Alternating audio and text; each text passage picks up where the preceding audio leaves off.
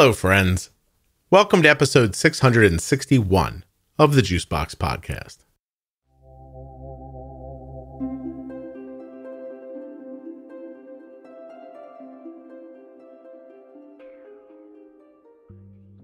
On today's episode of the Juicebox Podcast, we'll be speaking with Lori, a type 1 for over 4 decades she is.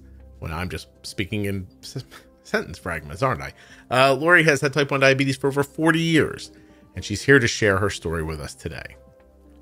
Please remember that nothing you hear on the Juicebox Podcast should be considered advice, medical or otherwise. Always consult a physician before making any changes to your healthcare plan or becoming bold with insulin. Are you thinking to yourself, I'd like to do something nice today for people living with type 1 diabetes, but I also want to support the Juicebox Podcast, and I only have time to do one thing? Ooh, if that's something you're thinking, you're in luck. Because if you go to t1dexchange.org/juicebox, join the registry, fill out the survey, this will take fewer than 10 minutes, and you will be done. And then you will have accomplished both of your goals. You will have helped people with type 1 diabetes and supported the Juicebox Podcast. You need to be a U.S. resident who has type 1 or is the caregiver of someone with type 1. Those are pretty much the rules. t1dexchange.org/juicebox. This show is sponsored today by the glucagon that my daughter carries, Gvoke HypoPen. Find out more at gvokeglucagon.com/juicebox. Today's podcast is also sponsored by US Med. If you're looking for a supplier for your diabetes supplies, US Med is probably the way to go. Head over right now for your free benefits check.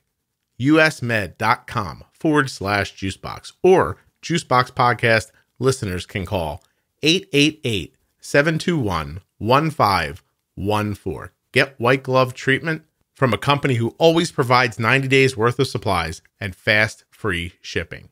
US Med.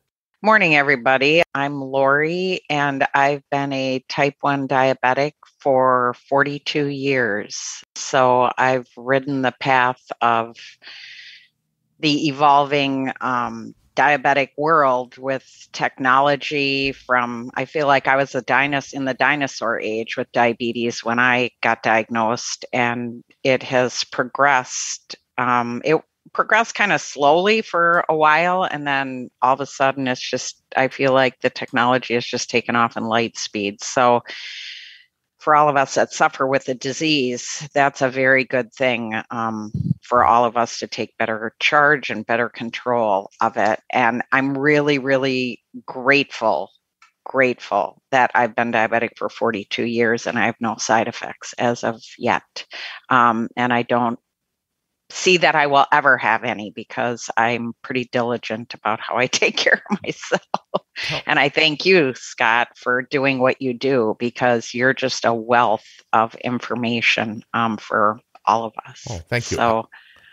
So that's, and I found out about you when we've moved 4 times in 3 years. And so juggling around the United States, and my husband's been transferred. His company got bought out, and then he was they kept him, but they moved him. So juggling around the United States, that's been challenging because you got to.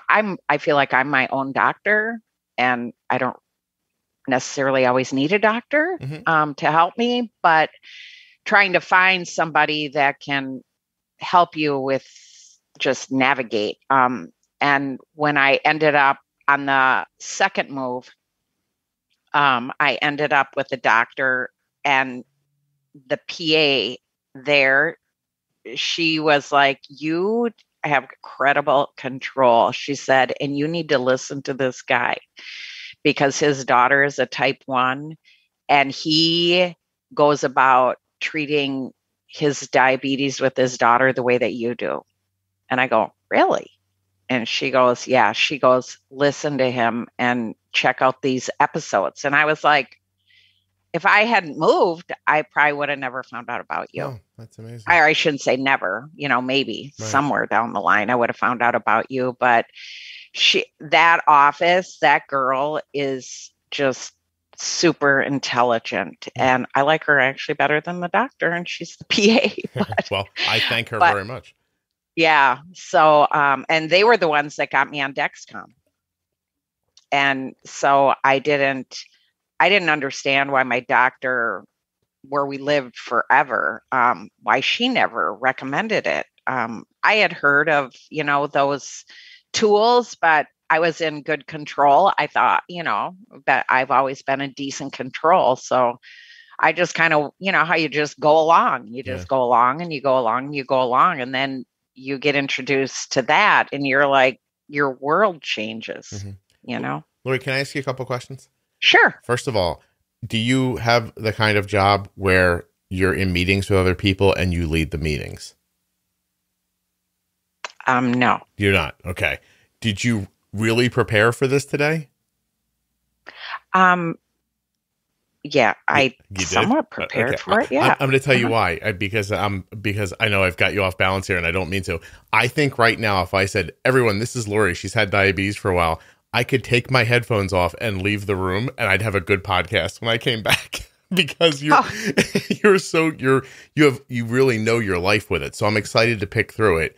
I really am. I just, as you were talking, we were getting further away from some of the things I wanted to ask you. So I wanted to slow you down so that I could pick back through it. When you start, well, I was a educator for a color company for 20 years. And so I was on stage and spoke in front of people for 20 years. Yeah, that's exactly how you feel while you're talking. I feel like, honestly, like you could hold my attention and I could just probably kick back and close my eyes and listen. So let's not, we want to make sure the people who complain about me talking too much have something to complain about. Okay. So my first question was, when you began to introduce yourself, you went directly to the advent of technology and what a big deal it is to you. Can you give people some perspective about what you've lived through and why you feel that way? Oh, sure. Yeah. What is so? Do you want? Yeah. What is it about? Now I've got you off balance. I'm sorry. Did you go ahead and talk? I just want to, I want to know what you lived through and why that experience made you pick that as the first thing to say when you started talking. Oh, okay. Yeah. I will absolutely tell you. I'll tell you one horrific story that happened to me. And I was really fortunate that it came out the way it came out. But when I was, diagnosed and doing injections, that was a tough road for me. It was easy, but it was unpredictable. And this story, that's why the Dexcom has changed, and the insulin pump. The insulin pump changed my life first, and then the Dexcom changed my life second. Okay. So, and it was a game changer for me. So the unpredictability of not being able to see your blood sugars and you were doing regular and NPH, or were you doing? Yes, regular and NPH. Okay. Yes. And the NPH, do you want me to just talk? No, I don't. Let me stop you. You be yourself. Okay. I was just kind of teasing you a little bit that I felt like if I was like, and Lori, diabetes, right? I could just leave and come back in an hour and I'd put my headphones back on and you'd be finishing your story. That's all. No, don't, I'm sorry. Don't inhibit yourself, but yeah, just go ahead, please. Okay. So when I was diagnosed, basically I was losing tons of weight, and I'm a hairdresser. And so I work behind the chair. And when you work behind the chair, you don't always eat. When you eat, you throw it down in about 2 minutes, whenever you can throw a bite down. And so I just worked, and I've always been really skinny and very athletic. And so I told my husband, I go, there's something wrong. I'm losing all this weight. I'm super tired. And he was in a bowling league. So we went to a bowling tournament with all of our friends, to a different city. And we went to dinner that night, and it was a Saturday evening. And it was like you could put an outside hose, like you would water your flowers with, and just let it run constantly down my throat, because that's how much water I wanted. Yeah. And our friend, I had never heard of diabetes. I didn't even know what the word was. Mm-hmm. And our friend, she worked in a doctor's office, that she was at the bowling tournament with us, her and her husband. And she told my husband, she said, you need to get Lori to the doctor as soon as possible because I think she's got diabetes. Wow. How'd she know that? So I called her doctor's office because she worked in a primary care doctor office on Monday morning, and they got me in that day. And I went there and I went straight to the hospital. And so I thought I had like a brain tumor or something because I was cutting hair. My vision was blurry and I was losing all this weight. And I was like, I probably got cancer, I mean, what is happening to me? Right. And so I went into the hospital and, they told me what I had to do. And I never looked at it like it was a terrible thing because I didn't even really know what it was. I didn't even understand it. 1979, Lori? Is that about when? March of 1980. 80. Yeah. Okay. So I got married in October of 79. And in March, I was diagnosed. And I told my husband, I go, we never should have gotten married. We should have just stayed together. Did you try to tell him? Because I got married and I became a diabetic. Yeah, marrying him gave you diabetes? I would always call him, be like, he was an insurance agent at the time at the Sears store. And I would call him and I'd be like, can you bring me home some of those chocolate covered peanuts at the candy counter? And so he would always bring those home for me and I would just like scarf them down. Well, that all came to a halt, Yeah. I'm loving this. I love that you went to a bowling tournament. I'd imagine most people listening don't know that bowling used to be such a big deal that every Saturday on ABC, there were bowling tournaments on. Oh, I know. We used to watch them. Okay. My husband was an avid bowler. He golfed in a bowling league with his guys on Friday nights every week. And so here we are. We're at this bowling tournament and those guys are all, we were just with them this last weekend. They're all super funny. That's amazing. They're so funny. Yeah, it was it was hours and people would sit and watch like it was nothing. Oh my gosh. Okay, I'm going to have a good time here. Okay, so you are diagnosed because your friend kind of sees it, but you realize something's really wrong. I'm assuming, thinking, oh, I have cancer or a tumor or something like that. And then they say diabetes to you, but at a time when like there's not a lot of real understanding about, it's not understanding. I guess the insulin lacked and the technology lacked so much that you were just shooting insulin in the morning and then in the evening. Is that pretty much it? Yeah, I did NPH in the morning with regular. And then I took regular at dinner time. And then I took NPH at bedtime. Okay.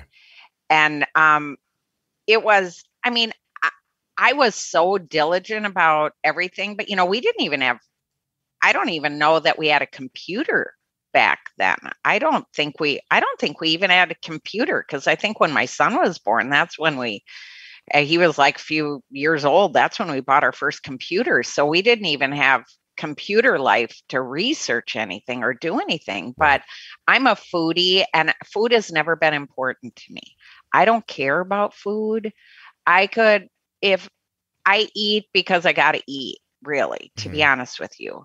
Do I enjoy a good meal? Yeah, I do. But I'm not one of these. I weigh the same as I did in high school. I've been the same weight forever. Okay. And so that was never like a concern for me. It was just like, okay, how do I make this work where I can keep my blood sugar steady? And then I had no glucose monitor at all, even to prick your finger to test your blood sugar. Yeah. And I finally years later, I think it was called LifeScan. Mm-hmm. It was like a notebook. It was so ginormous. And I hauled that thing around in my purse to check my blood sugar all the time. And I would check my blood sugar like 8 to 10 times a day because I was so anal about where am I at, what's happening, But I opened a hair salon in 1983. Well, it was actually November of 82 and then 83, was really the first full year. And I was diabetic at that time. Yeah. And I worked like a dog, but I loved my job. I never felt like I was working ever, even with running a staff and doing all the stuff with your own business. I just loved my work. And so with doing that, my husband, this is the story that I would like to share, because this is how technology has truly changed my life. And I've got a few stories like this, because the NPH, I was a ritual. I did the same thing every day. I would eat the same breakfast. I would pack the same lunch. I never ate out. I always packed my food, and pack my own food. I would work 12-hour days at the salon. So I would have to pack, my snack, my lunch, my dinner.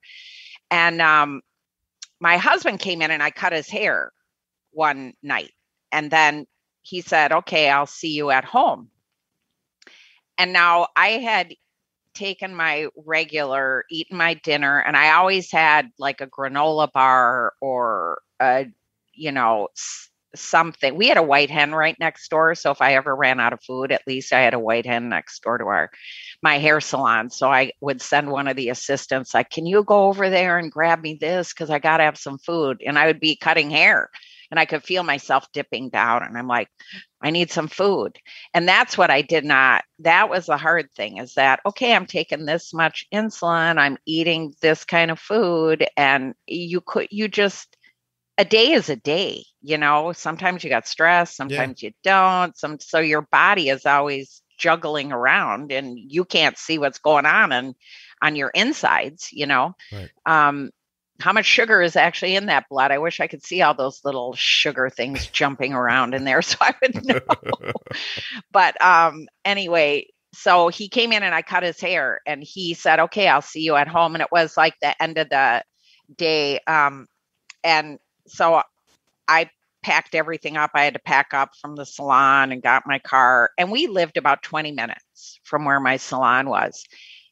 And I was about halfway home and I could feel myself dipping down. And I thought, I just got to get home. I don't have that much farther to go. And I was out of food. I didn't have sugar tablets. I didn't have nothing in my car. And that's like a rarity. But, I didn't expect anything to happen in the next 20 minutes. And so I was maybe like a block from our house, and the road in the back of our house, the backyard, it was all fields behind there, but I had to make like a left turn on this road before I got to my street, which was, the main back road. So I'm just going to give it a name because it was 95th Street. That was the main back road. And I was on the street over from our street on Book Road, and I had to make a left-hand turn, and I was at a stop sign, and I was all confused, and I could not figure out where I was. And this man at the stop sign, I turned, and I was driving, and this man was just laying on his horn. And so I was like afraid, because I did not. Now I'm like I'm nearing my house, but I did not know I was nearing my house. I see. That's how my brain was not functioning, because I had such a low blood sugar. Right. And he goes, "You're drunk. I'm calling the police." And I was like, I go, buddy, I am not drunk. I mean, I knew to say that much, right? And I just kept driving because I was scared. And I wanted to get away from him. So I kept driving, and I went past my house, the backyard of my house. I drove right past it because I did not really know where I was. And I just kept driving, and I thought, okay, now I kind of know where I am. And I just kept driving, and I drove into I don't know if you remember, but we had Handy Andy's back then, hardware stores. They're big, like Menards or Home Depot now, or whatever. Lori, they were Handy Andy. So I drove into the parking lot there, and the police were there. Oh, waiting for you. Waiting. Yeah. Yeah. I had to look up white hen. I didn't know what that was. I think these are more local things. So that's the convenience store, right? Yeah, it's like a 7-Eleven, Right. Yeah.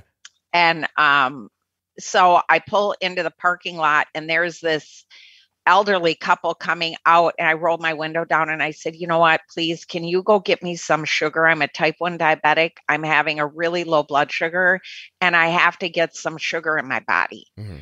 And they were so nice. They turned around and went in, and I guess Handy Andy must have had a candy bar. And so they went and got me a candy bar and brought it out. And the police came up to me because they're thinking I'm drunk because this guy said I was drunk. Right. And they came up to me and I said, you know what? I'm having a low blood sugar. I said, I was confused. I did not know where I was. And so I sat there and ate this chocolate bar, which is going to send my blood sugar high. And I didn't have a blood sugar testing machine, but I knew that's what it was going to do. And I just sat there. And my husband, now, we didn't have cell phones either. Yeah, my husband is wondering, like, where is she? Like, what happened to her? She was supposed to leave after me and she's not home. And so I sat there until my blood sugar, I felt like normal. The police said, we're going to sit here with you until you get where you feel like you're normal. Mm-hmm. And those elderly people wouldn't even let me pay them for the chocolate bar. Oh. They were so nice. That's amazing. And so anyway, the police followed me home and till I got into my driveway and I was able to walk into the house. That's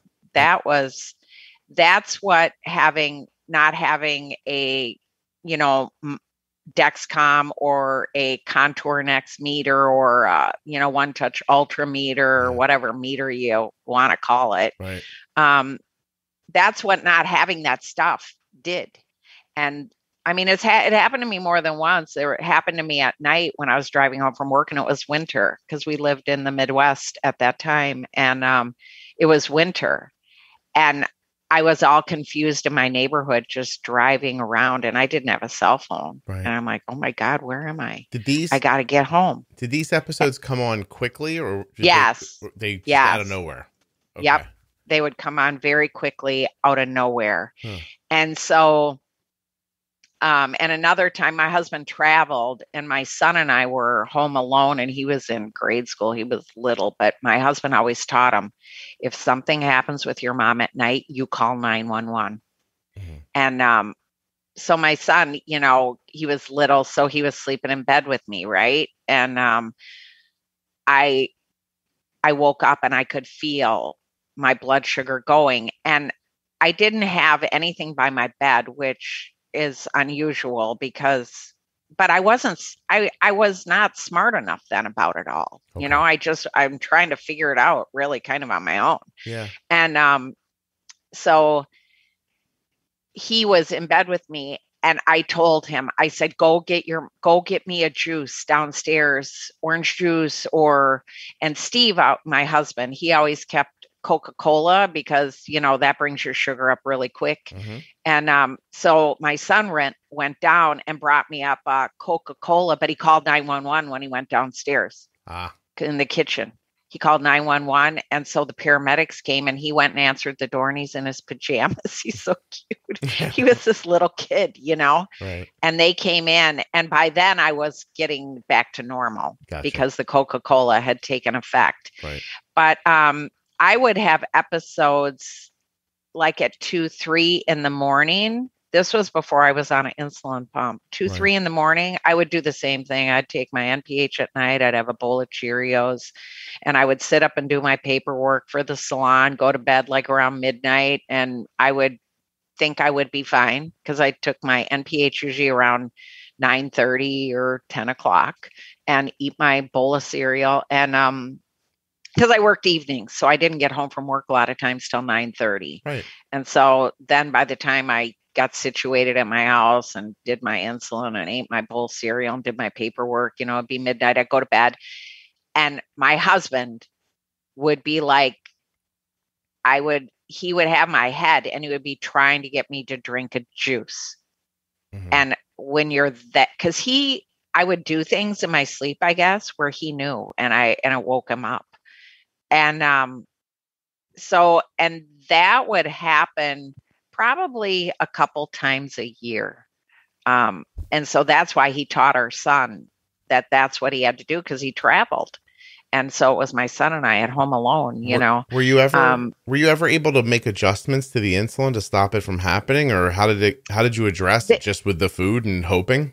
Yeah, just the food and hoping, because my doctors, you know, I would tell them, and they didn't tell me to lower the dose, you know. And looking back, like, I should have lowered the dose myself, right, you know.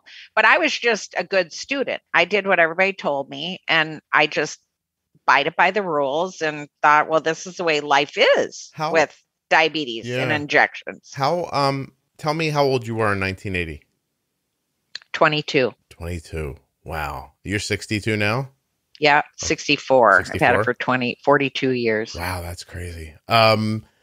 Yeah, I mean, listen, it's the theme, right? Nobody feels confident making adjustments on their own. They just take for granted that this is what it is, and then, you know, they have some burden they have to live with now, and that's it. And if a doctor doesn't help them with it, they never change it. What was the next most meaningful shift? You're going to say getting an insulin pump, probably. When did that happen?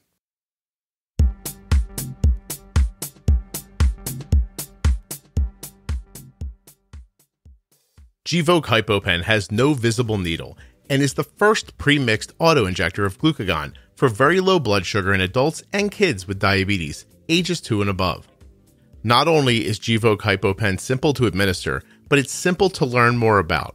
All you have to do is go to gvokeglucagon.com/juicebox. Gvoke shouldn't be used in patients with insulinoma or pheochromocytoma. Visit gvokeglucagon.com/risk.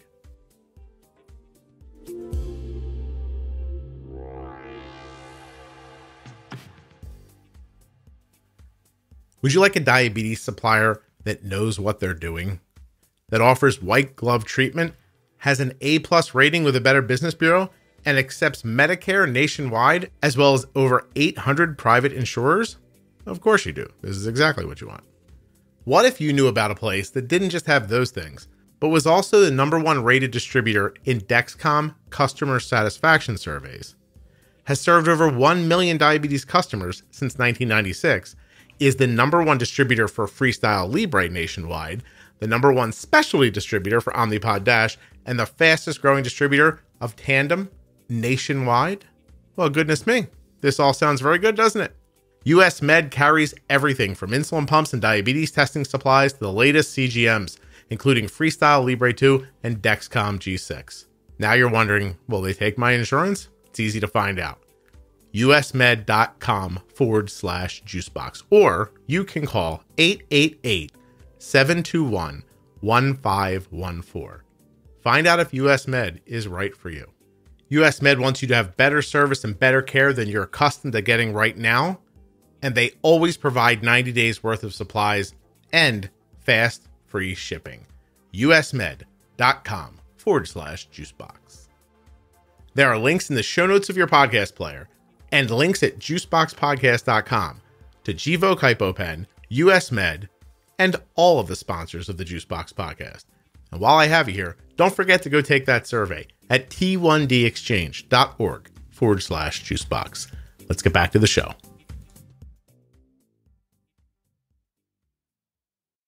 Well, just not even getting an insulin pump, but getting a glucose monitor where you could test your blood sugars. Okay.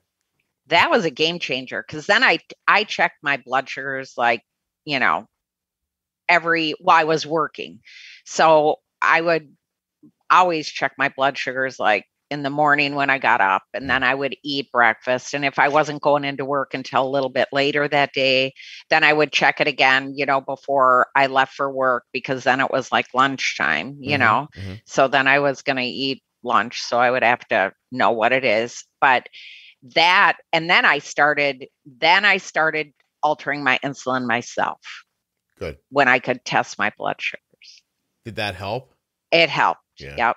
It helped. And my doctor told me, he goes, you know what, you are in such great control, but when they're working on an insulin pump and when it comes out, you need to get it. And he was talking to me about an insulin pump probably for 2 years before they even came out with it. He goes, this is what's happening. And this is what you need to do when they come out with it. That's crazy. And I was like, really? And he goes, yes. I go, well, I think I do a pretty good job this way. He goes, nope, you'll do a better job this way. How old do you think you were when you got the pump? It was back, my son was in college. So I think he graduated in 2003. So I would probably guess, I think it was around 2005. Maybe. Yes. You 25 years without it. Yeah. Yeah. Mm-hmm. Yeah. At what point did you switch over to a faster acting insulin? Do you remember? Like Humalog? Did you go to next? Or? Humalog came along. I think that came along when I went on the insulin pump. Really? Okay. So I think that's when I went on Humalog, if I recall if you remember correctly. You're saying you did regular and NPH for 25 years?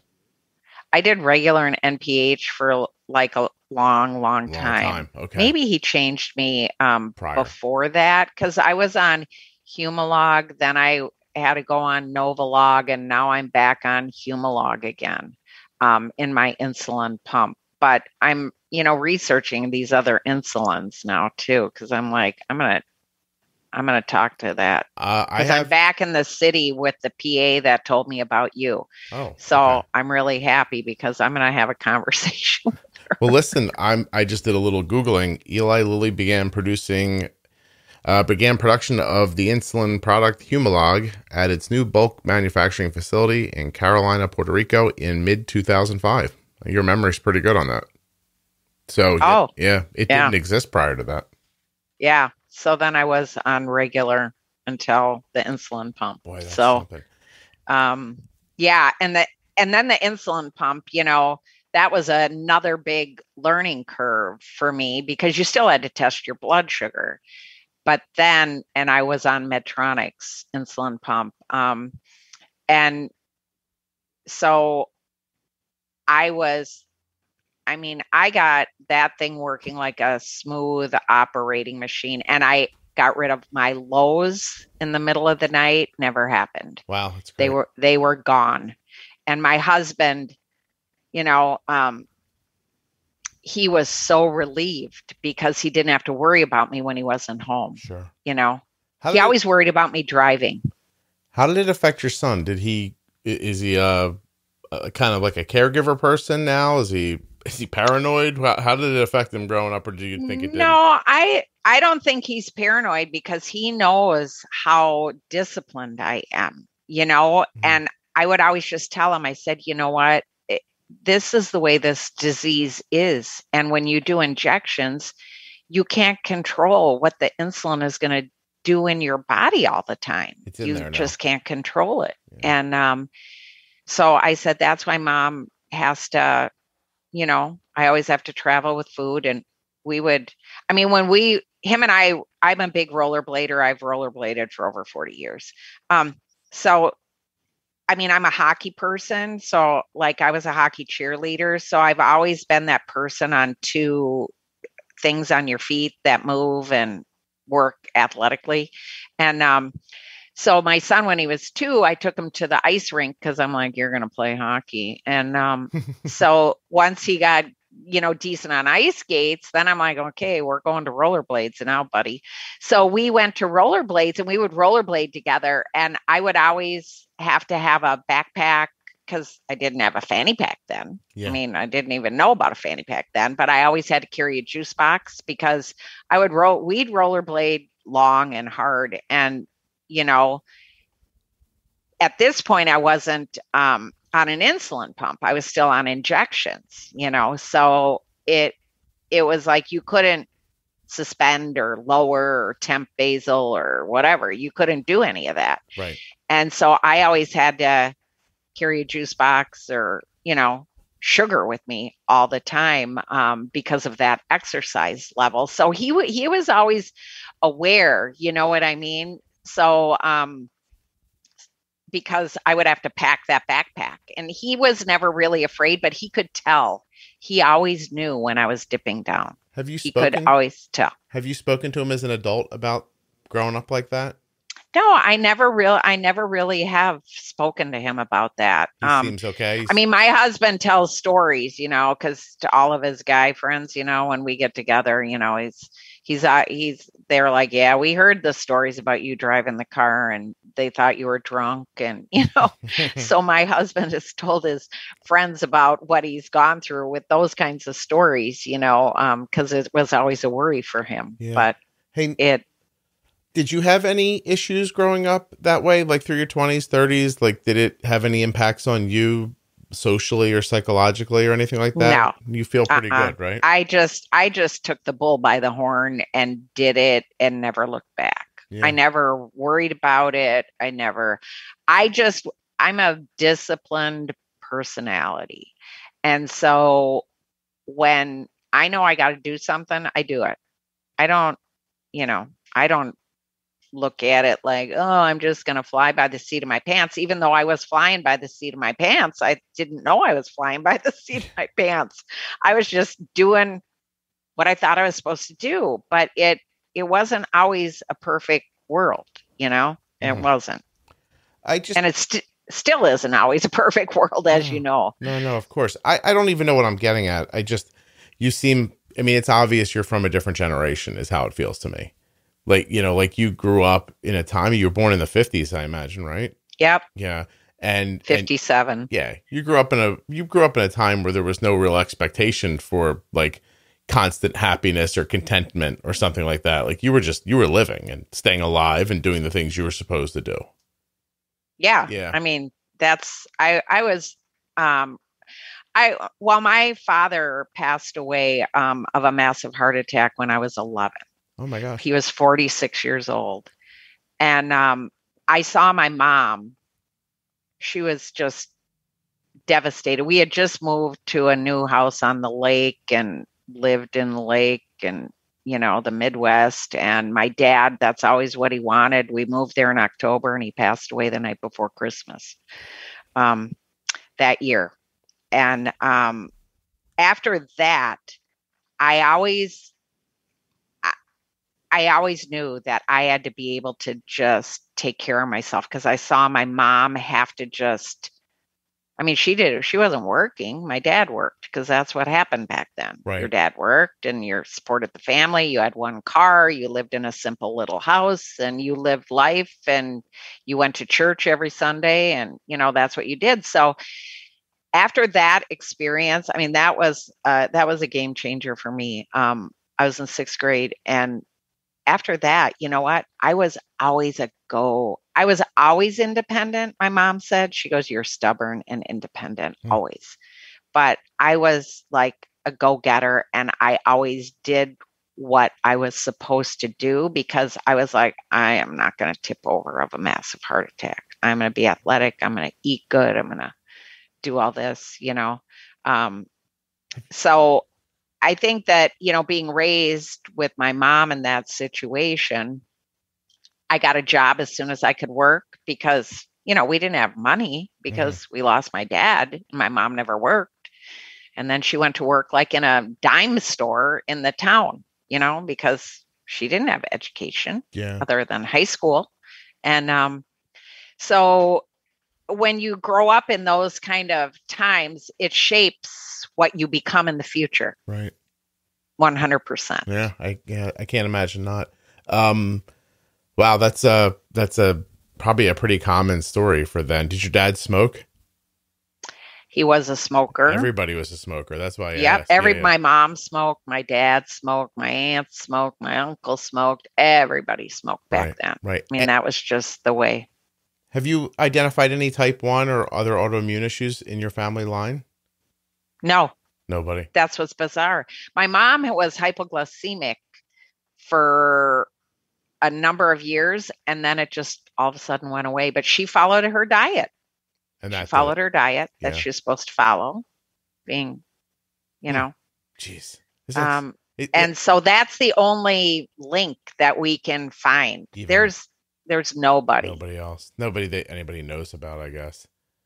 Also, but my cousin, his daughter, she was 22 and in college, and she found out she's a twin, and she became type 1 diabetic. How long ago was that? Oh boy, she's got to be in her early 30s now, probably. Interesting. So, but my cousin called me and he goes, "Oh my God, Emily is just diagnosed. She came home for Christmas break and she was not feeling good. And we took her to the doctor and they checked her and she's type 1. Now, Claire, her twin, nothing, Yeah.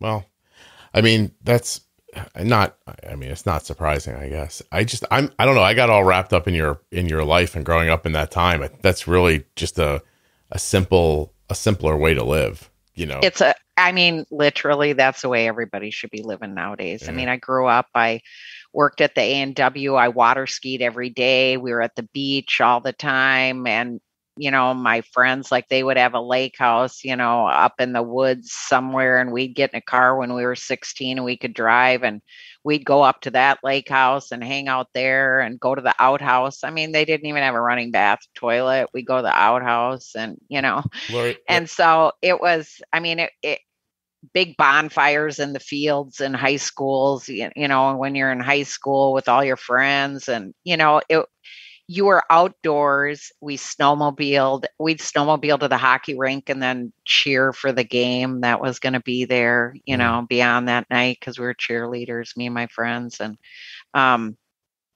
it's just, it's just different. I didn't know there were cheerleaders on skates. You've taught me that.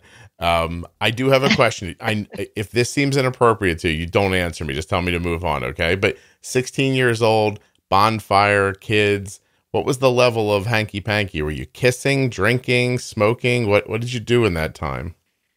Well, there was always a keg. Okay. There was always a keg in the field. So we called them keggers. And, so, but you'd have all the athletes there, where I was a cheerleader, you're not supposed to do that or you can get kicked off the team, but everybody did it. So we always, we'd go out and drive 4 miles out in the country because my friends, their parents had farms and fields and we'd get a kegger going. Okay, everybody, after the game, we're going to the kegger, And there's no, like your parents didn't know where you were. They didn't. No, I mean, they knew that, I'm going over to so-and-so's and they just, okay, okay. And your father and I are going to smoke cigarettes. Go ahead. Yeah. Oh my gosh. Yeah. This one, this is a funny story, but my girlfriend, they had a, lake house up in the woods. That's when I was telling you about with the outhouse. And, and it was the water's just, all the water where I lived was pristine and crystal clear. And, we would go up there and hang out, but our other high school friend, his parents had a resort that wasn't far from there. And so there were 2 guys in high school, brothers, that their parents owned this resort. And every spring, they would have a weekend-long kegger at the resort. And so we would go up and stay at my girlfriend's cabin, and then we'd drive over to the kegger because it was like people would start arriving Friday night and they go home on Sunday. And everybody would just take a bath and brush their teeth in the lake because it was clean and nobody cared. And, you'd go to the bathroom in the woods and nobody cared. And it was just, sounds fun. It was like caveman style of partying fun. But, those are all just great memories that we, it was just a great time and place to grow up and live and experience life. And I'm a water person. My husband and I have lived on the water. Well, after I opened my salon, I did very well. And we bought a lake house. And so we traveled to the lake house every weekend because I had my own business. I could do that. Mm-hmm. And so we had that for 15 years. And then we sold our house that was in town. And we moved up north and bought a house on the water where we lived full time. And then we got transferred all these times. So it's just, Yeah. Hey, it's just kind of weird how life changes. Do you need to look at So your anyway, blood sugar? now I'm by the ocean, so it's still water. So do you need to look at your blood sugar? Are you okay? Yeah, I'm fine. Okay. It's, your Dexcom goes off at 80. So Oh, it's, yours is an 80? Okay. yeah. Gotcha. And now you're on one of the shores. Yeah. You're We're on a okay. shore. Very Yeah. nice. So that's good. Yeah. I Went can't from the imagine. lake to the shore to the desert to the shore. My gosh, you've been all over the place too. Yeah. Wow. You held on to your Midwestern accent, so you're good. Oh, yeah. Uh, So anyway, the technology has the insulin pump changed my life in a huge, huge way. And then 2 years ago is when I found out about Dexcom, and that has changed my life in a big way. And then I found you. oh. And it just confirmed with me that, you know what, I've been doing pretty damn good raising myself kind of in the dark on my own with my diabetes, because I've been bold with insulin my diabetic life. Yeah, that's excellent. And I didn't, I would just do it. I just do it. And, I think it's amazing that you were able to do that. I mean, like you said, and looking back, just getting the meter and just being able to get enough data to start making reasonable decisions about things. And now look at it, like, right. Mm-hmm. You got, sorry. I'm saying sorry. Now you've got this. How did you, so the Dexcom was told to you by a doctor's office? Correct. Okay. Yeah. Because I'm in the city where they make it. So, so the doctors here are all about it because it's local. Right. So anyway, the doctor mentioned it to me, and then I went in with the PA so she could train me on it. And so when I went in with the PA, she trained, and they told me I needed to go on a tandem pump. And I go, why? And they go, because they will communicate with each other. And you like to have such tight control that I think this pump can give you tighter control. Mm. And so I switched. I went on the Dexcom first, and then I went on the tandem pump. And so with doing that, it literally, like, learning tandem was a whole nother way of life on that insulin pump compared to Medtronic. And I actually liked Medtronic better. You did like the Medtronic better? I did like it better. Yeah. So I went off of the tandem and went back to the Medtronic because I could not get my sugars to button down on the tandem correctly. You should do what works best. So my doctor, she said, okay, so now I'm in a new state. Right. I was leaving this state, and she said, I think you should give tandem another try down the road. And so I went to the other state, and I ended up through a Facebook group because I talked about the tandem and the issues I was having with it, and that I was just going to go back on a Medtronic. I didn't know what to do in a diabetic group. And there was a tandem representative somehow found out.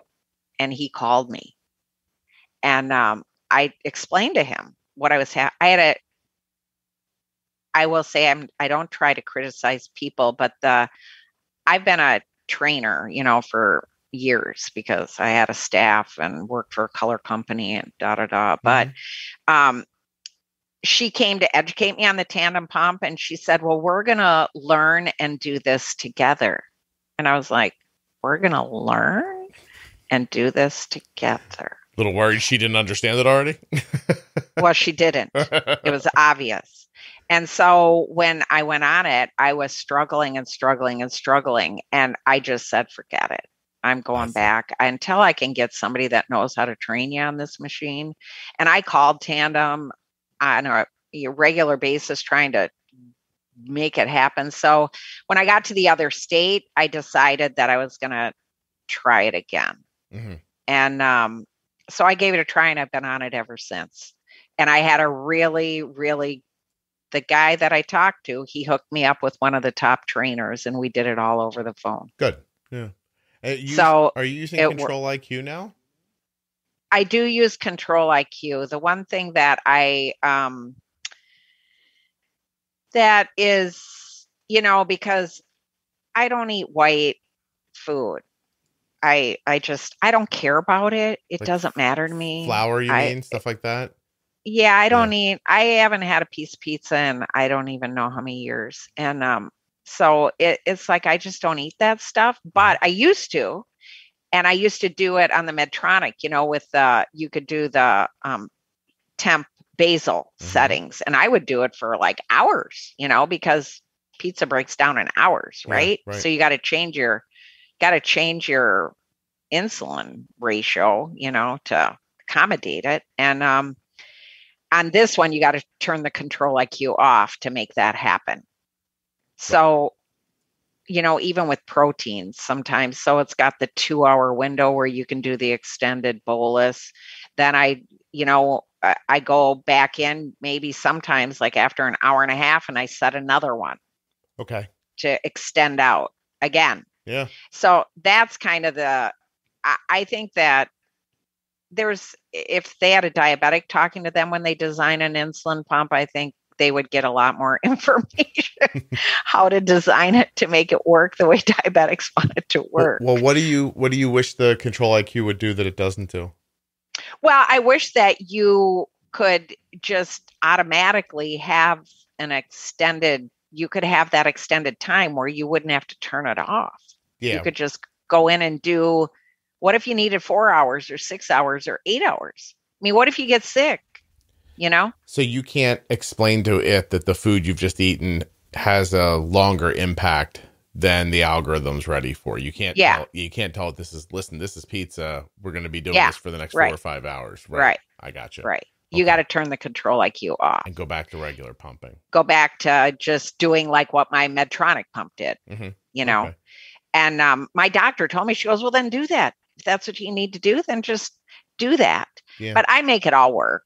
How it works now. And I just don't want to be pushing all these buttons all the time and fussing around with it all the time. And you know what I mean? Yeah. So, you would like it to work without you having to be involved so much. Yeah. Yeah. Right. No, I understand. Yeah. I have a question that I can uniquely ask you because of your age. Do you have concerns about, as you age, the management of diabetes? Do you ever think about that? Yes. What's the thing that sticks in your head most? Well, I mean, as I age and the management, I've had it for 42 years and it really doesn't matter it does matter. I shouldn't say it doesn't matter because it totally does matter. But if you're so diligent about your care for all these years, when you let's say I make it another 20 years, that puts me at 84, what are the insides of my body going to be like? What are my eyes going to be like? What are my kidneys going to be like? I'm not going to be running a marathon at 84, I doubt, or rollerblading like, around the country. So, so I just, that's what always concerns me because I hope I go like my father before I ever have any side effect from diabetes.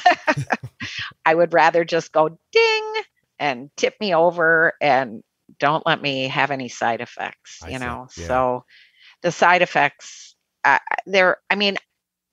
I did hair for a living. Trust me, you get clients that are diabetic. And I was like a nutritionist for all my clients. They loved coming to me because I always talked about food and how I cook and recipes and what I do. And they're like, oh my God, I've never met anybody that takes such good care of themselves. And it shows. And you do so great. And I go, well, I'm diligent, and I love food and I love good food. I love healthy food. I love fresh food. I don't like processed food. Right. So that's just the way I've operated forever. Yeah. I always think about like dexterity and cognitive stuff. Like what happens when you slow down a little bit or you can't use your fingers as finely, those sorts of things. Yeah. Yeah. I mean, the whole, because dementia is way more prevalent in diabetics, so I'm always like, ooh, God, don't put me there. I don't want that. Yeah. That's for sure. Yeah, my husband always goes, oh, it's Lori in the kitchen, because there's always something that happens when I'm in the kitchen cooking. It's just stupid stuff. And he always makes jokes, about me because I'm blonde. And he's like, Lori, the blonde, she's in the kitchen again, I don't know. I know it's a long way off and I'll be a long way dead, but I don't like thinking of Arden, as an older person, not sure about how much insulin to give herself, or to make a mistake because she thinks she did it already or didn't do it already. Yeah. That bothers me. So. Yeah. But, by the time Arden is older, it's going to be a way different playing field for diabetics. Yeah, I hope so. It's going to be, oh my God. I mean, when you look at 42 years and you look at just since 2005, when I got on the insulin pump, and you look at from 2005 to now. Yeah. I mean, that is 16 years. And look at what's been done. Yeah, it's amazing. The leap is really amazing. So you put Arden, what is she, 15 or 16? She's 17 now. Oh, 17. Yeah. So you put 15 years on that, she's going to be what, 32? Yeah, no kidding. And so you look at 32, how it could be different for her. I hope so. I hope I get to see it. I really do want to see what happens next. Yeah. I mean, I spoke to diabetics, my doctors in the state where we lived forever on the water. She was just like, you know what? I want you to talk to the diabetic support groups, because I would bring her like my loaves of bread that I would make, with almond flour, and, I'd make a cinnamon bread and a white bread and an Italian bread. And I would bring them to my doctor and I go, you should try these because they're really, really good and they're really healthy for you. And she's like, oh my God, you make the best food. And so I would go speak at these diabetic groups and I would bring like my food, like my bread, so that, because it was in the morning and they could have like coffee and bread in the morning, and it's all blood sugar controlled bread, So they just loved me. They loved me speaking to them about how I take care of myself, because I could only talk from my standpoint. Right. And they were like, God, I wish I could just be more like you. And I go, well, why can't you? Yeah, it's not that hard. I go, you don't need to wish about it. You just need to do it. Yeah. I try to tell people that all the time. Like, I'm not doing anything particularly special. I don't have any great, abilities that you don't have. I'm just making some pretty specific decisions at the right time, So, I mean, that's all. It's a balancing act. Yeah. That's all it is. You're balancing every minute of the day. I don't care what it is, God, when I would stand behind the chair and work and I would be like, okay, I got to have a juice box. I'd be like, excuse me. I'd go in the back room. I'd grab a juice box. I'd come out. I would drink it down in front of my client. They go, you okay? I go, you should know me by now. I'm fine.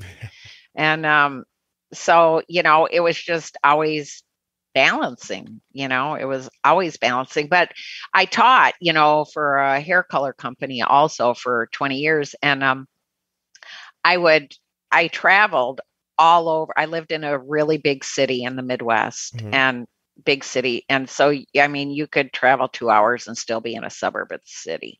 So I traveled all over, and then I had to fly and travel the United States. So, until I was on an insulin pump, if I traveled around the United States and I would, fly in the night before, teach the class the next day and fly out that night. So it was like an overnight, but I always would go through the airport and I would bring my juice boxes with me and I would be like, you got to let me through with this. Cause they were always like, no, you can't take that or whatever. And I was like, no, I'm a diabetic. Okay. So I'm going to get on the plane. And if I have a low blood sugar, then you guys are going to have to take care of me instead of me taking care of myself. Right. So they would always let me through with it all, but I had to travel with all that gear, and manage it all. And then you're teaching a class. And when you're teaching a class, if I felt myself dipping down, and this was before insulin pump time, right?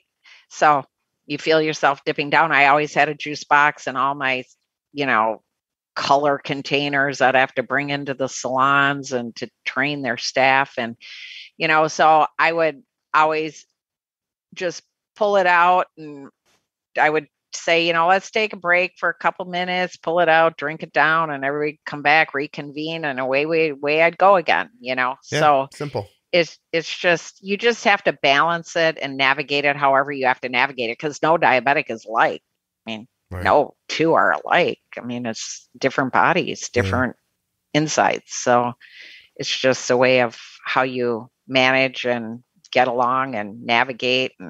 But I drove from one state back here to the state that I'm in when we got transferred a year ago. We got transferred, every year.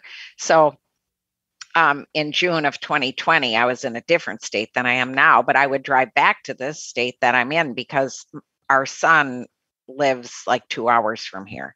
And so I would stop and stay at my friend's here, but it's a 10-hour drive. So I would get in the car and I would listen to you for the whole 10 hours. And I was like, that is like the best thing, the time just flies. Oh, I'm so glad. I've been dying to ask you about that. How do you, 60 years old, like, I know somebody, tells you about the podcast, but I mean, had you ever used your podcast player before that? Oh yeah, I listened to podcasts before that, but Okay. I didn't even think about searching for a diabetic podcast. Right. I mean, True. it just never came to, I knew about Facebook groups, but I didn't know about podcasts, Right. that there was stuff out there for podcasts, So, yeah. So once I found that, I've just been, I play it in the kitchen when I'm cooking. I listen to you. Is it helping? Is it like, because you're doing well. It just, what you've done a lot for me is it's confirmed a lot of things that I do. Okay. It's been confirmation of a lot of things that I do. And just getting better at dialing it in even more, Mm-hmm. So even though you're doing those things, do you have did you have a level of uneasiness that you were breaking a rule or something like that? Or no, just good not confirmation at all. then. No. Okay. I've never had uneasiness about breaking rules. If it's going to help me. Yeah. Never. No, that's a good way. I break the rules all the time. My husband goes, God, he was always, even with the injections, he's like, you got to watch it. Because we'd have my whole family up at our lake house, 25 of us. And the way it works, so you got to feed 25 people, right? And so a couple was assigned kitchen duty every day. So my cousins, my aunts and uncles, my mom, my sister, my brother, my mom had 11 siblings. So we all grew up going to the lake together, all my cousins and all her siblings and spouses, and we'd all have cottages. And so I wanted to do that when I got married. I wanted a lake house so I could continue that whole, tradition. Mm-hmm. And, so anyway, we would have my cousins and everybody up there. And so everybody would cook and we had a menu. We did a menu every year, a menu. And so it wasn't always like the food that I could really eat because it's carbohydrates. Let's face it, right? Carbohydrates. But I would just eat my cereal in the morning because they always had cereal because the kids, all the little kids that we had, loved cereal and have my cereal. And at lunchtime, because back then it's like I didn't know because I was just doing this injection, that injection. But when I was at the lake and I got my blood sugar machine and I could check my blood sugars, then it was way better because then I could eat the stuff. Then I was eating carbohydrates. Okay. I was still skinny. Yeah. But I was eating carbohydrates but I was water skiing, I was swimming, we were tubing. I was always cleaning in my house because you got 25 people there, but we would assign cleaning duties. You'll laugh. So we had food duty. So you were in the kitchen one day that week and that was it. You're done cooking. And then all the guys always they go golfing in the morning. They get ice for all the coolers. They'd come back and take care of everybody had their own cooler. So you came back to carry your own cooler. We had a treat table. So there was a treat table that was like a big coffee table that we had sitting with all the treats because everybody would bake and bring treats and then we'd bake during the week And all the little kids, you should have watched them. They were so funny. They'd go over to the treat table and they'd try and sneak a treat without asking the parent. And the grandmas would catch them and they'd be like, Darren, did you ask your mom? You got to go ask your mom. And he'd be like, oh, okay, little kids. So we had all that kind of food up there and I would eat it, but I did pretty darn good. But there were times at night because we'd stay up until late, all of us cousins, and we'd, have a few beverages and we'd go to bed and get up the next morning. But there were a few times where in the middle of the night I went low.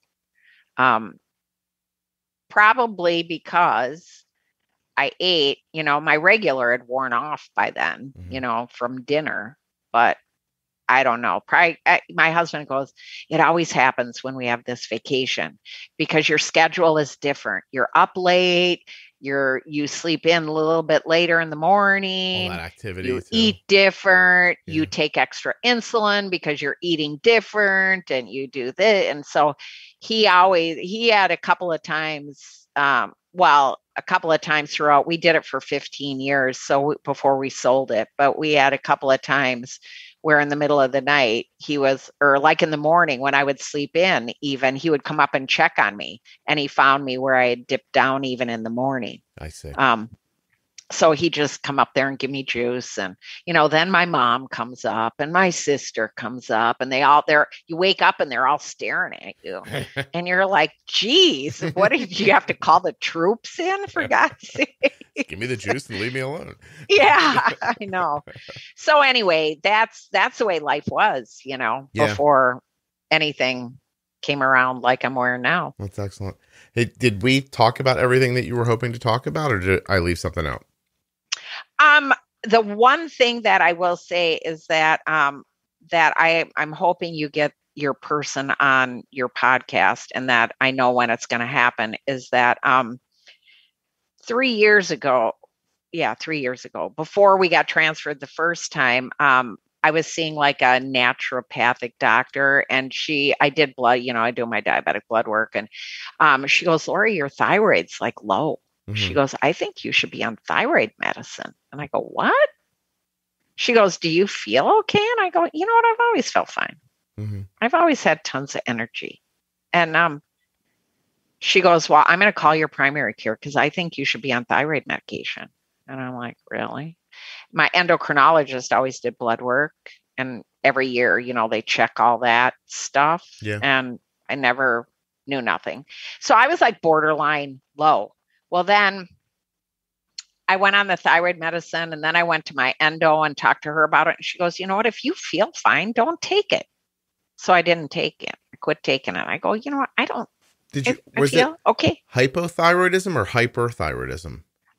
I don't even know what it was at the time, but I found out now that it's hypo. Hypo, okay. But I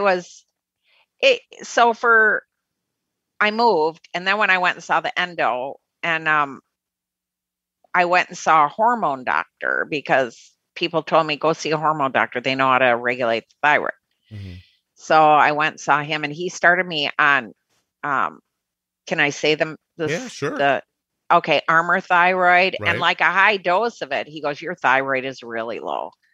And I go, really? And so he's the one who started me back on the medicine again. Okay.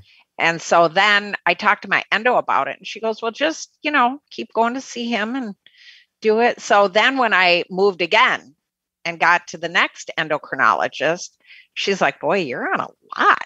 And I go, I know, I don't understand it. And so every 2 months since I started seeing her last November, she's done blood work for my thyroid, and my dose has changed every 2 months. And I don't even know. What's the number? What's your TSH at? Do you know?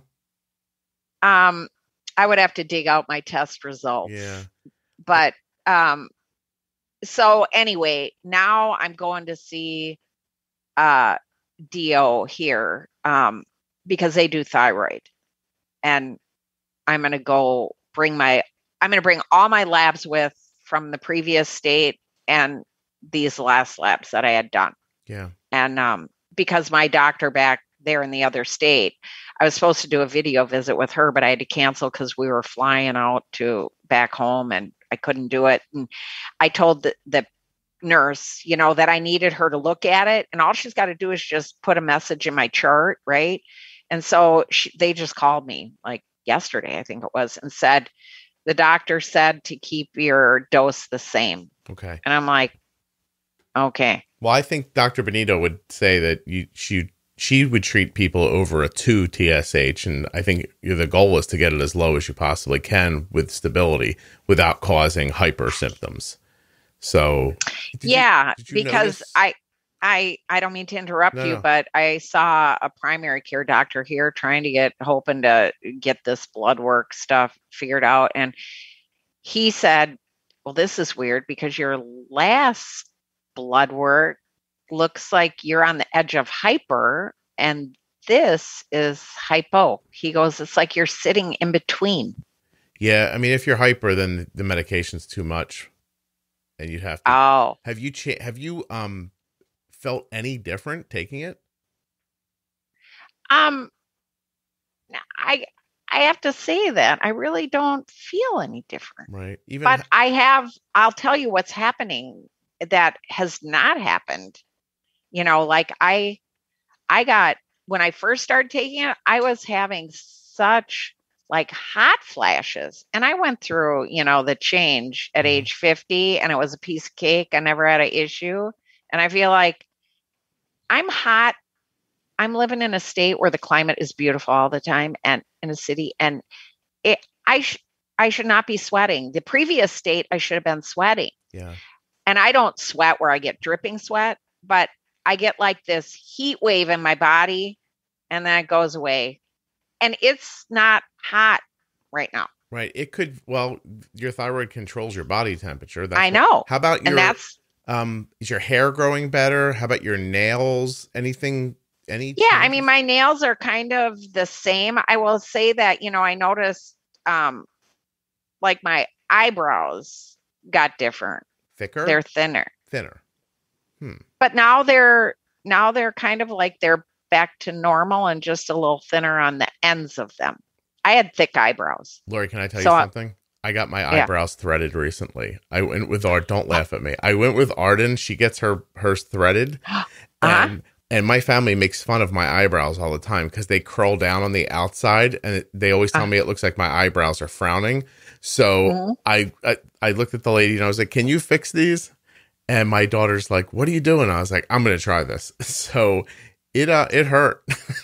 Oh yeah, it does. I've had mine threaded before, and I said I would never do it again because she totally botched my eyebrows, and I was like, and I'm in the hair world, and I was like, no. Well, the lady never again. She did a nice job. I'm going to be in charge of my brows. She did a nice job. So we went that I somehow go with Arden for her threading. And so the next time she went, I didn't think anything of it. And then she went back another time, and I was like, I looked at the woman, I was like, does this need a touch up? And she's like, yeah, sit down. I was like, okay.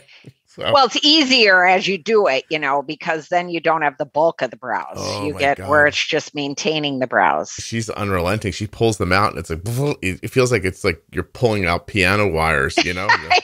Oh my gosh. Oh my God, it's so funny. Yeah. I mean, we did waxing at my salon, forever. And so people would get their brows waxed, and I was like, oh God, that would hurt when you rip that hair out like that. I get all red. I think I'm going to keep doing it. So I'm not. But anyway, threading is probably better than waxing. Yeah, maybe. I'm not getting my eyebrows waxed. I have to draw a line somewhere. So anyway, well, that you could do at home yourself. You just put the wax on, put the strip on, and you just press it down and you tear it off and you're done. I would question myself if I was doing that. But you started talking about your thyroid by saying something about the doctor, but you never asked me the question. It was a great story, but you didn't ask me the question. But I know you have talked about Arden having a thyroid issue and your wife having a thyroid issue, and you finally got this doctor that has helped them. And I thought, I need somebody that kind of know, because I've been bouncing around for like 3 years with this stupid thyroid thing. And it's like, do I even really need to do anything, or do I not need to? I need to do anything? I think you should. I don't think it's not a big deal. I mean, to get that hormone like level right, the problem is finding a doctor who's really thoughtful and good at it. That's the trouble. I agree. Yeah, I got lucky finding Addie. I took advice from a friend of mine who's been a guest on the podcast, Vicky, and she said you can't trust the endo to do this. You have to find somebody who really just is great at this. And I asked a bunch of doctors about it, and I got a bunch of recommendations, and I found the one. And and thank God, because she's really been terrific. She's actually just helped my son and my daughter with they're checking their guts to make sure that the bacteria in their gut is balanced well. Is healthy. Yeah. And they both need some help. So we just got the results back last night. We have an appointment next week with Addie, and she's going to go through the protocol for the next couple of months to help them get balanced. And she thinks that Arden's acne and joint pain might go away after we do this. I think it will. Yeah. I'll just tell you that the person I'm going to see about the thyroid, they do the gut. It's a naturopathic, like she's a DO, but they got naturopathic doctors that work there. So they do all this natural, stuff to try and help your gut get regular and all this. When we lived in this same state 2 years ago, I've been a rollerblader for years, and my hip has kind of bothered me for 10 years. And I was like, I had this pain down the side of my leg, and I went and joined a walking group, and I was power walking, and then I was having a hard time. And I had my gut hurt. I was like, my groin hurt. And I was like, what is going on? And so I quit the walking group, and it all kind of went away, but I changed. I never have been a big fan of gluten anyway, but I went and saw that hormone doctor that I saw. There was a nutritionist in there, and she's a natural nutritionist person. And she told me, she goes, your gut, you got to get your gut healthy. She didn't do tests, but she said this. I told her the way I ate, and she goes, you got to get some good bacteria in there. She said you could get kimchi or something like that. So I started making my own homemade kimchi because that's the way I am. I'd rather make it myself. I know what's in it, and I can, eat it. And so I did that for months. And my whole, everything just kind of subsided and went away. And then we were still living in the same state. And in April, now I had gone rollerblading again. And in April, I got up and I could not walk. Okay. My leg, I needed crutches. Oh. And I was like, oh, God, this is not good. My hip was dying. And we moved, that's April, and we moved in June, the beginning of June. And I was getting trigger point injections in my muscles, and that was helping me, and it helped me make the move.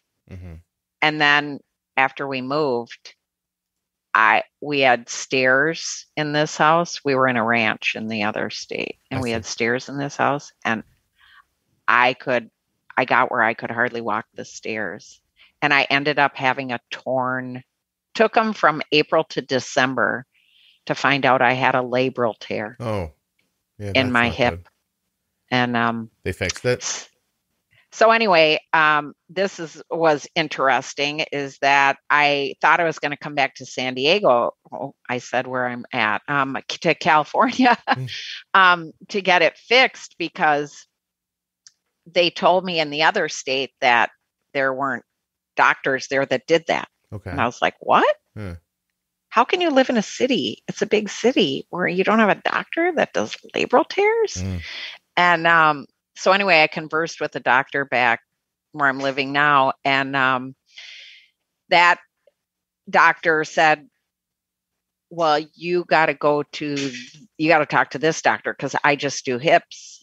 And I'm like, God, does anybody do like more than one thing anymore? And so I talked to that gal and she told me, she said, we don't even do repair them on women your age because there's only a 50% success rate. Oh, okay. And I was like, what? And she goes, yeah, she said, you just got to go to a hip guy and get a hip replacement. That's what we do. I won't even do it, she said. And so then I went back to the other state and talked to the other doctor there. And he did do labral tear repairs, but he told me the same thing. So I got kind of two of the same opinions. And he said, the labral tear, I just did 2 labral tear repairs 8 months ago, and they're both back here getting a hip replacement because it didn't work. Oh. So he said, I can do it on you, save your hip joint, but you got arthritis in your hip. And I go, it's 40 years of rollerblading, probably. And so I just did the full out hip replacement June 10th, and we moved July 2nd. Wow. And I stayed back in that state because I couldn't leave until with 3 weeks into the surgery, right, and go to a house where I mean, we weren't even going to have our stuff. So I wasn't even going to have a bed. My husband slept on a blow up bed in the house that we got. And so anyway, now I'm in hip replacement recovery, but the doctor told me, my first question was, will I be able to rollerblade again? And he said, absolutely not. And I go, what? He goes, nope, you can't do it. You need to sell them. And I was like, are you kidding me? That sucks. I was so, I was like picturing myself rollerblading the boardwalk, you know? Yeah, that sucks. Oh, well, that's life, you know? So I'll find another athletic activity to do. Yeah. Well, Lori, I have had a really wonderful time talking to you. I have to go spend the rest of my day cooking. It's not my day at the beach house, but my son's college, because of COVID, is having a terrible time staffing. And because of that, there are long waits for food. And my wife and I are going to cook up a bunch of different things and take them to him so that he can eat in his room a little better. Oh, that's nice. Yeah. So this is the rest of my day now. We're going to be down there. Like, it's going to look like we're preparing because we're going to have to bring enough for his roommates and everything else. So it's, we're going to be making some food. Yeah, you're going to be a cafeteria in your kitchen. That seems like. But anyway, if you can get that thyroid person on, that would be awesome because I would totally love to hear. Oh, well, she's been on. Was that the whole thing? Yeah. Hold on a second. Let me get you the episode number. Is that all you wondered? Hold on a second. I like talking to you because you asked the question and then never asked it. Hold on a second. I'll find it. She is episode 413, Thyroid Disease Explained. Okay. There you go. She's really good too. You'll love it.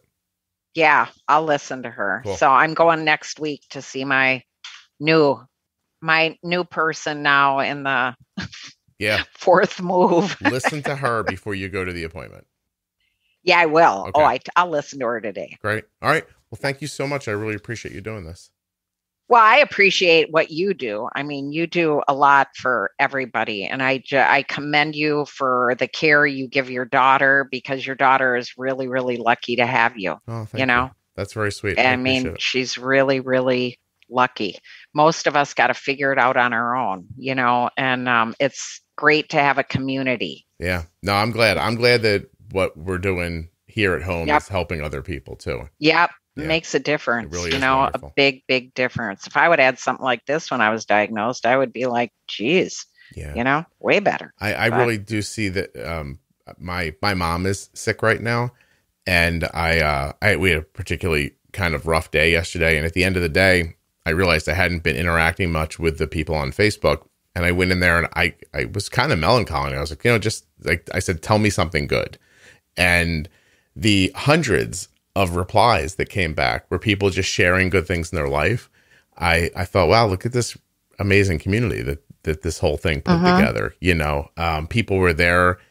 Some of them didn't realize that I was upset. They were just like, here's something great that happened to me today. And they told me something about their kids or their life or got a new job or something. It just never stopped. And, you know, when you translate that over to talking about diabetes, it's amazing. Someone can go on there and ask a question about, a pre-bolus or something like that. And the next thing you know, all those people it's just awesome. Yeah. Well, I'll tell you something good that happened yesterday. It was my anniversary of 42 years to my husband. Oh, happy anniversary.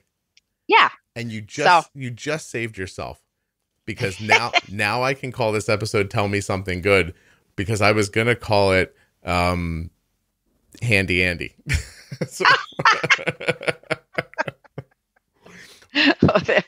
Yeah, you just saved yourself at the very end. Yeah, he's a great guy. Couldn't ask for anybody better for me. So it's wonderful. My best to both of you. That's really wonderful. Yep. All right. Thanks a lot, Scott. It's been great. And I wish you and Arden and your family and your son well at college. And, Thank you. No, it really means a lot to me. Hope he always has a full belly. Oh, well, I hope so. He's at least going to this week.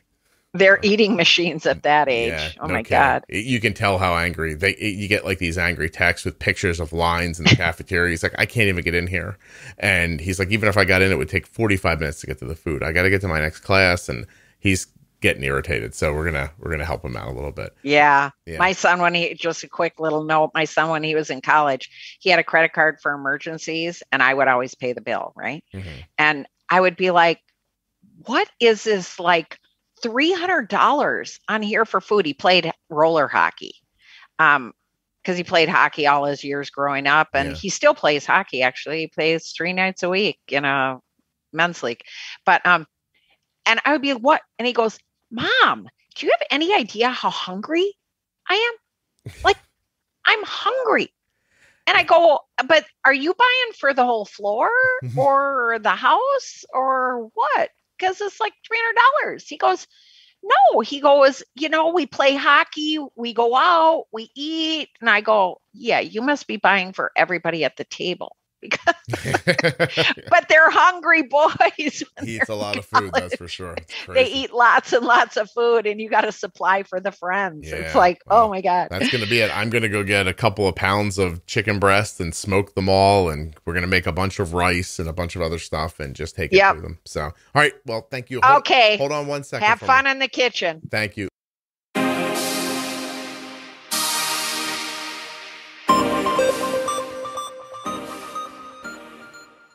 A huge thank you to one of today's sponsors, Gvoke Glucagon. Find out more about Gvoke HypoPen at gvokeglucagon.com/juicebox.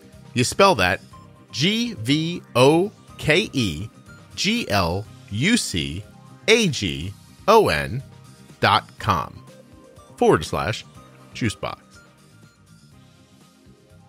And I'd also like to thank US Med, and remind you to go to usmed.com/juicebox or call 888-721-1514 to get your free benefits check.